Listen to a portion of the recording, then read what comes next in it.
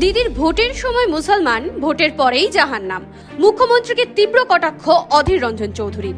আলিয়া বিশ্ববিদ্যালয়ের Islamic theology বিভাগে বিগত 2 মাস ধরে ক্লাস বন্ধ থাকার অভিযোগে লাগাতার আন্দোলন চালাচ্ছে আলিয়ার পড়ুয়ারা। কংগ্রেসের প্রেস কনফারেন্স থেকে এ বিষয়ে মুখ খুললেন অধীর রঞ্জন চৌধুরী। কঠোর ভাষায় আক্রমণ করলেন মুখ্যমন্ত্রী মমতা বন্দ্যোপাধ্যায়কে।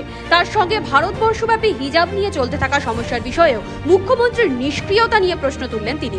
শোনাবো কি বলছেন কংগ্রেস নেতা অধীর রঞ্জন চৌধুরী। ছাত্রছাত্রীরা দীর্ঘ 156 দিন অনশনে তারা আন্দোলন করছে।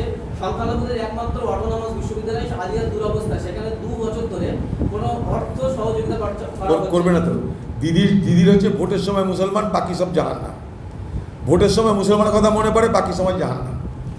ভোট যখন আসবে মুসলমানদের জন্য কখনো হিজাব পরে নিবে, ইনশাল্লাহ বলতে আরম্ভ করে দিবে, আল্লাহু আকবার বলতে আরম্ভ করে দিবে। অথচ হিজাব নিয়ে যে সারা ভারতবর্ষের বিতর্ক, বিজেপি পার্টি হিজাবকে স্বীকৃতি দিচ্ছে না, হিজাব পরার অধিকার কেড়ে নিচ্ছে, দিদি তখন চুপ।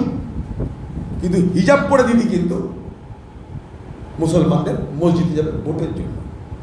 তাই ভোটের সময় মুসলমান, ভোট শেষ হলে জাহান্নাম।